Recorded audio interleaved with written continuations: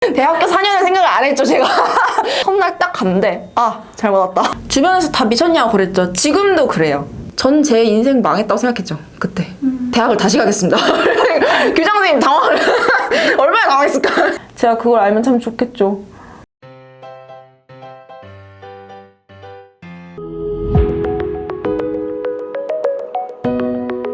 네, 저는 소설 쓰는 사람이고요. 잘 모르실 거지만, 네, 저는 설재인이라고 하고요. 네, 그렇습니다.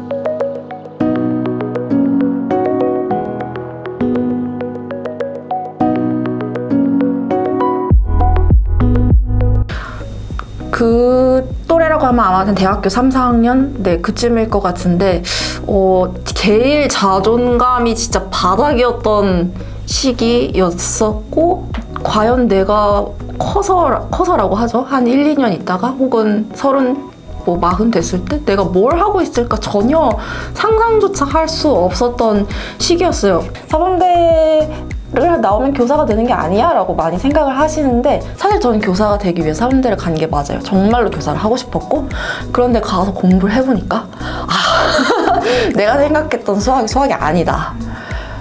그런 생각이 너무 많이 들어서 되게 방황을 했었고, 3, 4학년 때.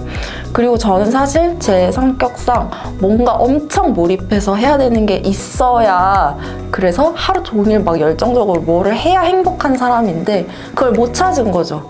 전공에서 재미를 못 찾다 보니까. 네, 그래서 도대체 나는 여기서 나와서 뭘 할 수 있지? 계속 그 생각만 했던 것 같아요. 사실 제가 이과 갈 때도 선생님들이 네가 왜 이과를 가니? 라고 했었고, 공부 안 해도 잘 나오는 과목들도 분명히 있었어요. 국어는 그랬던 것 같아요. 내가 국어 선생님 만약에 한다라고 했을 때 애들한테 뭐를 얘기해 줄지 모르겠는 거예요. 국어 선생님 국어 공부 어떻게 해요? 5살 때부터 책을 많이 읽어 이럴 수 없잖아요.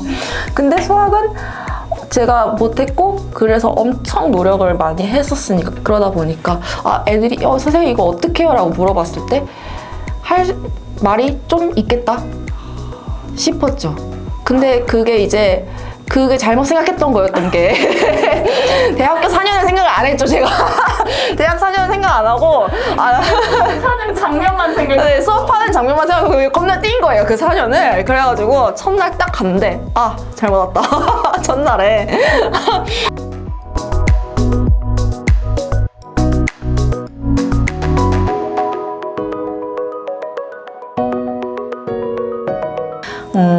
걔네들 보면서 느낀 게, 걱정을 전 되게 많이 했어요. 걔네를 보면서 무엇을 걱정했냐면은, 첫 번째는 당연히 건강 걱정했고요.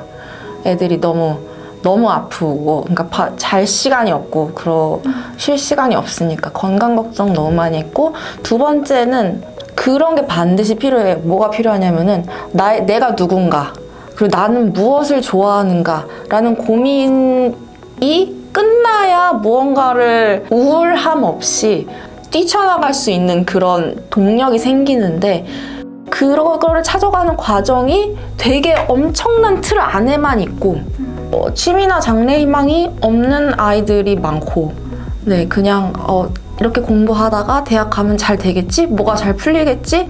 라고 생각하는 애들을 보고, 얘네들은 그 틀 안에만 있었잖아요. 그 동물원 안에 동물처럼 계속 그 자리를 뱅뱅뱅 돌 거라는 생각을 되게 많이 했었어요. 네.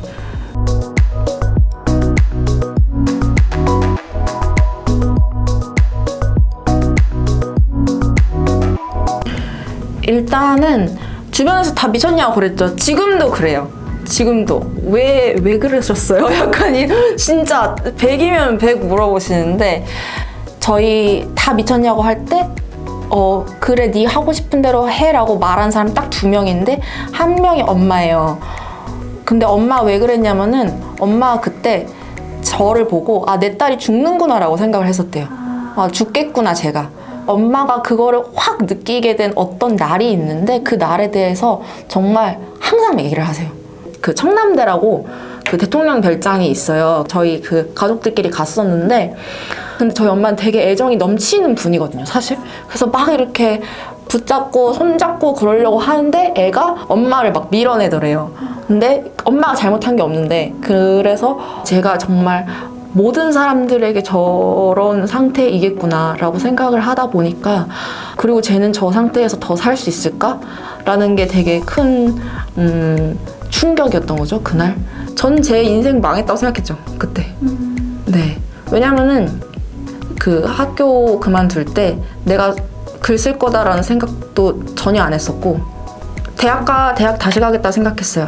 그러니까 문창과를 가겠다고 생각했었는데 교장실에 가서 사표를 내겠다고 그 전해에도 얘기를 했는데 그 반려를 당했는데 그러고 나서 느낀 게 뭐냐면은 아 내가 뭐를 하겠습니다라고 확실히 말을 해야 이게 먹히겠구나라고 생각을 했어요. 안 그러면 1년만 참어 약간 이렇게 되니까.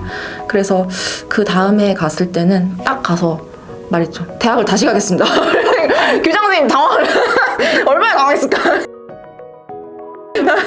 얼마나 당황했을까. 근데 그렇게 너무 단호하게 말하니까 그래요 약간 이렇게 됐는데 사실 저는 아무 생각이 없었어요. 어디 출판사라도 갈 수 있겠지라는 생각. 그렇게 했었고 사실 그땐 인생 망했다고 생각했죠. 그래 말씀하신 대로 얼마나 견딜 수 없었으면 그랬을까. 네, 그랬던 것 같아요.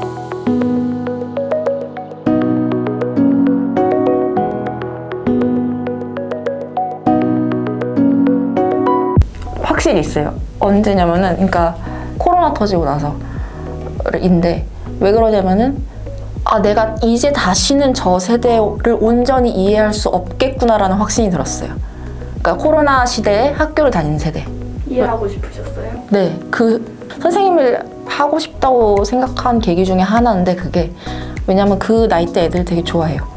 엄청 좋아하고 근데 이제 걔네들부터는 내가 어떻게 해도 걔네들이 하는 말, 걔네들이 지내왔던 생활 그런 것들을 내가 알 수 없겠구나 라는 그런 생각이 들어서 그때 내가 학교로 돌아가고 싶다라는 생각을 정말 처음 했던 것 같아요.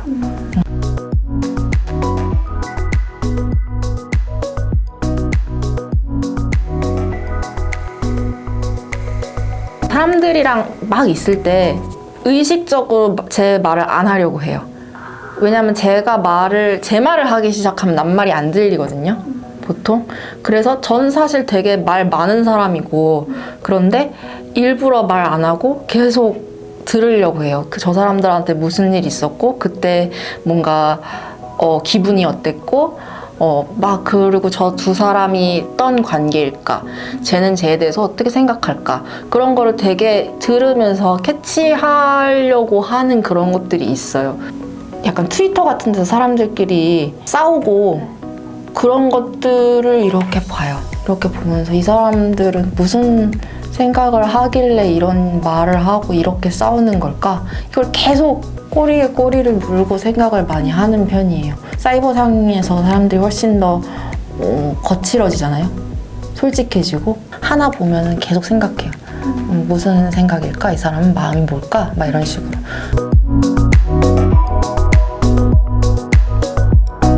영감 같은 거는 저는 없다고 얘기를 하는데요. 재료는 많아요, 근데.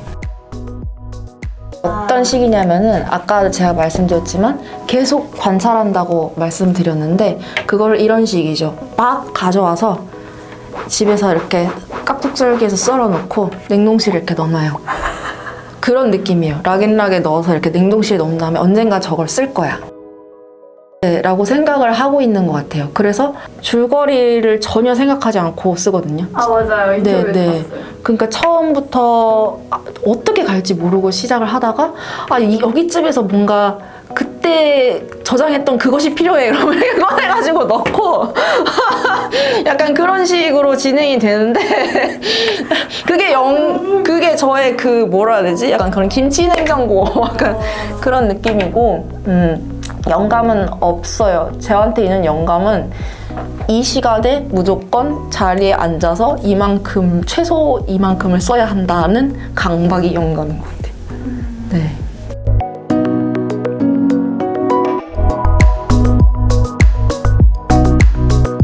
사실은 그렇게 생각했어요. 같아요. 이 세대에게 결핍된 것은 윗세대의 상상력이에요.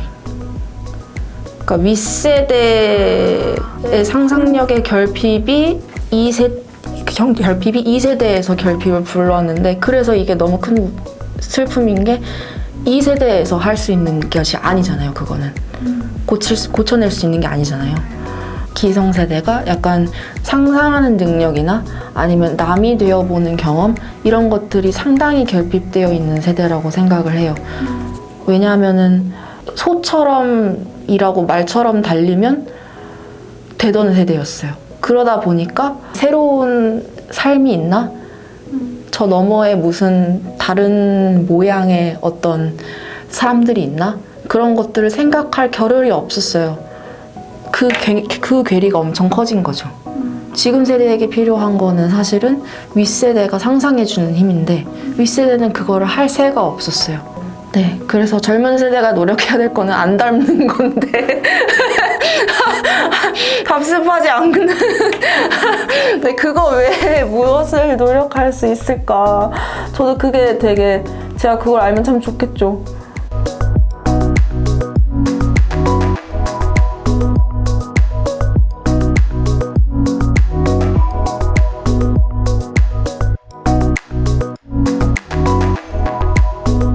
근데 왜 하필이면 그날 나 저기 올라가 봐야지라는 생각을 왜 했는지는 정말로 모르겠지만 아마 그냥 우연이겠죠.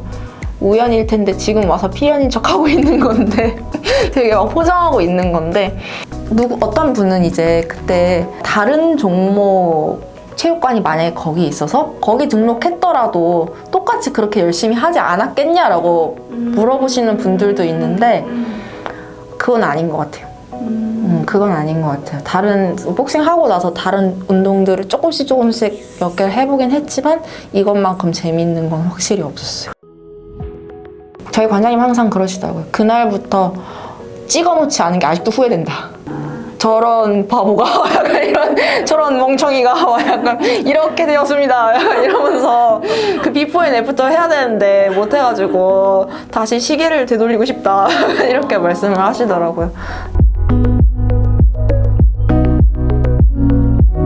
근데 저도 이제 대학교 다닐 때 그렇게 똑같이 계속 알바하고 등록금 다 내고 그랬었는데, 생각해보면은 어느 두어 가지는 해볼 수 있었을 것 같아요. 그게 어딘가에 숨어 있어요. 할 수 있는 것들이. 사람들이 잘 안 찾아다니는 경우들도 많은 것 같아요. 왜냐면 그게 별로 필요하지 않다고 생각하니까. 그러니까 생각이 그런 어떤 기회를 없애는.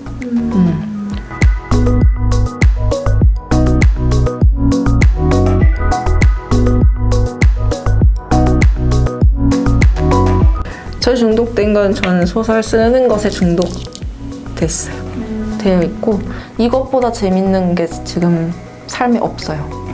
그래서 완전 중독됐고 질리지도 않고, 그 시간을 누가 뺐으면은 뭔가 막 초조하고 약간 나 해야 되는데 약간 이런 것들이 있어서 완전 그런 중독이죠. 못하면 불안해지는 거는. 즐겁게 쓰고 있습니다. 소설 쓰는 게 사랑하는 거고 그 일이시네요. 완전 똑같아요. 네. 대박. 부럽다. 맞아요. 그게 진짜 이 일이 좋아하는 것이 일이 되면 안 된다고 사람들이 보통 얘기를 하잖아요. 되게 많이 얘기를 하는데 저는 아닌 것 같아요. 그런 말 너무 싫어요. 왜냐면 전 지금 일이 됐는데 엄청 좋거든요. 그게 어떤 가능성을 갉아먹는 얘기인 것 같아요. 그 말이.